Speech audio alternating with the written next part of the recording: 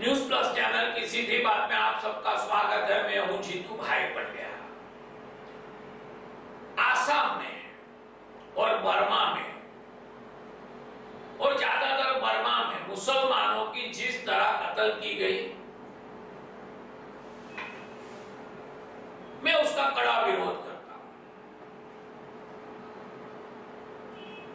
Burma में वहां की जो मिलिट्री शासन है, वहां के जो रूलर्स है, अभी वहां चुनाव भी हुए हैं, नए प्रेसिडेंट और प्राइम मिनिस्टर भी चुने गए हैं, मगर फिर भी वहां आज भी लश्कर का रुतबा है।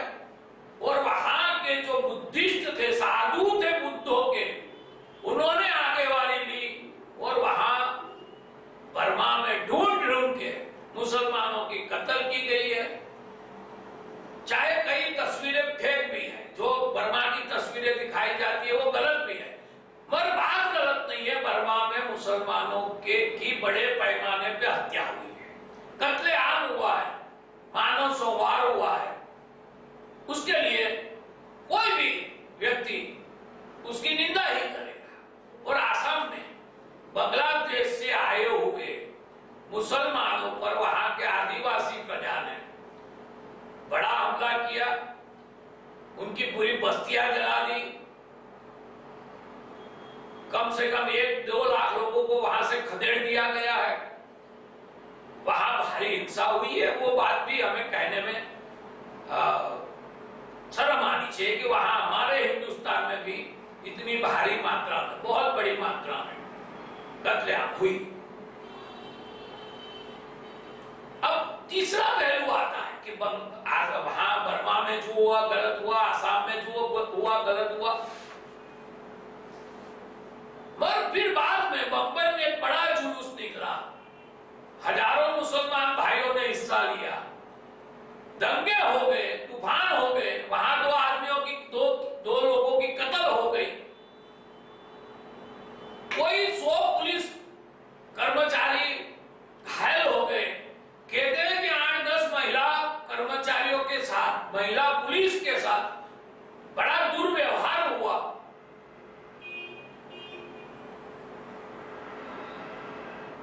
और आज इस बात को, ये सर्कस निकले हुए, ये जो बात हुई, उसके बाद मैं बहुत दिनों के बाद ये चर्चा कर रहा हूं। मैं भी नहीं भड़काना चाहता कोई आगे, पर मेरा अब एक सवाल है। आसाम और बर्मा की सरकार को तो उसका जवाब देना ही है, जहां निर्दोष लोगों की कत्ल हुई है, पर बंबई के मुसलमानों को भी जवाब देना है। और मैं गुजरात की जनता की ओर से बंबई के मुसलमानों को पूछ रहा हूं, मैं कांग्रेसियों को पूछ रहा हूं, मैं समाजवादी मुलायम सिंह यादव जैसे लोगों को पूछ रहा हूं, मैं सेक्युलरिस्टों को पूछ रहा हूं, मैं न्यूज चैनलों को पूछ रहा हूं, मैं सवाना आजमी से पूछ रहा हूं, मैं तिस्ता से तलवार से पूछ रहा हूं कि अगर बर्मा में कुछ होता है जो हमारा देश का हिस्सा नहीं है, आसाम में कुछ होता है जो भारत का एक दूसरा हिस्सा है, और उसके प्रत्याघात, उसका आक्रोश मुंबई के मुसलमान तूफान के द्वारा, कत्ल के द्वारा, 2 आदमी को मार देने के द्वारा व्यक्त करते हैं, तो गुजरात के 56 लोगों की हत्या गोधरा में हो जाती है, जिंदा जला दिया जाता है, और फिर गुजरात में दंगे भड़क उठते हैं, गुजरात में भी कत्ल हो जाती है। तो ये कांग्रेस, ये सेक्युलरिस्टों, ये कम्युनिस्ट पार्टियां ये क्यों स्वीकार नहीं कर सकती कि गुजरात में भी जनता का आक्रोश था?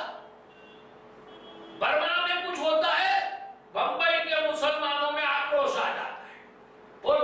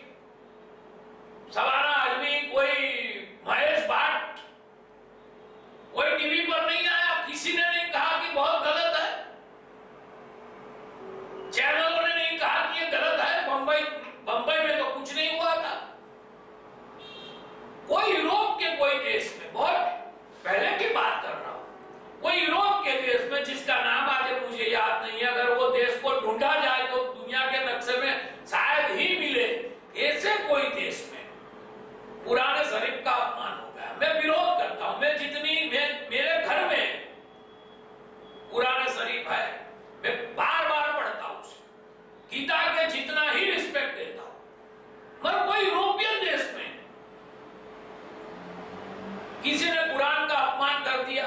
मुझे याद है भिवंडी में तूफान फट गए, भिवंडी में हिंदुओं को मार दिया गया, दुकानें जला दी गई, एक सप्ताह तक दंगे चले। अब कोई दूसरे देश में यह हुआ है, उसका बदला भिवंडी के हिंदुओं को चुकाना पड़ता है, और चुकाया। तो जब बात गुजरात की आती है कि गुजरात में एक ही दिन 56 हिंदू कार सेवकों को जला दिया गया और बाद में पूरे गुजरात में दंगे भड़के, तो उसके लिए नरेंद्र मोदी मानव हत्यारा हो गया। बंबई के महाराष्ट्र के मुख्यमंत्री पे क्यों जिम्मेवारी नहीं आती कि वहां अभी जो 2 आदमी मारे गए उसके लिए वो जिम्मेदार है, वो हत्यारे। तो गुजरात, अगर बंबई के मुसलमानों को आक्रोश आता है, बर्मा में जो कुछ होता है उसका, आसाम में जो कुछ होता है, तो अगर वो जायज है तो गुजरात में अगर दंगे भड़क उठे तो वो भी जायज है, वो भी आक्रोश था। ये बात आप क्यों नहीं मान रहे हो? गुजरात के लिए अलग मापदंड क्यों? नरेंद्र मोदी मानव हत्यारे क्यों? गुजराती मानव हत्यारे क्यों? 10 साल हो गए, 2002 से 2012 है। 10 साल के बाद भी जब बात निकलती है तो गुजरात के लोगों को, गुजरातियों को, गुजराती हिंदुओं को, नरेंद्र भाई को मानव हत्यारा कहा जाता है। अगर बंबई में मुसलमानों को आक्रोश आता है, जो आसाम में होता है, जो बर्मा में होता है, तो गुजरात में जो कुछ हुआ, जब वो समाचार फैले कि एक साथ 56 हिंदुओं की हत्या हो गई है, तो गुजरात में भी आक्रोश था, गुजरात में भी जनता का रोष था।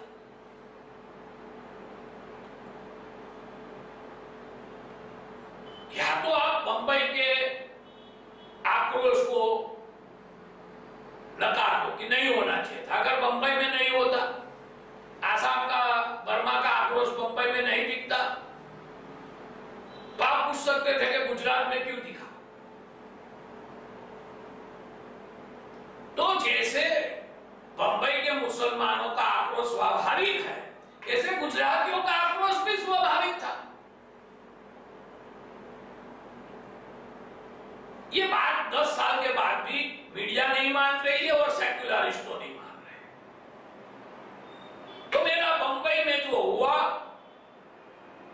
उससे एक बात साबित हो गई है कि कोई भी कौम पर कहीं भी अत्याचार होगा कोई दूसरी कौम के द्वारा, तो उसके रिएक्शन आएंगे। नरेंद्र भाई ने उस दिन जो कहा था कि एक्शन का रिएक्शन होता है, वो गलत नहीं कहा था।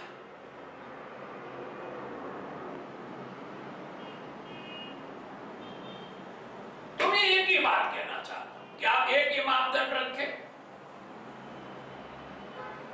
कि जब कोई बड़ी वारदात होगी उसके प्रत्याघात होंगे, आघात के हिसाब से प्रत्याघात होगा ही, चाहे हिंदू हो चाहे मुसलमान। सीधी बात में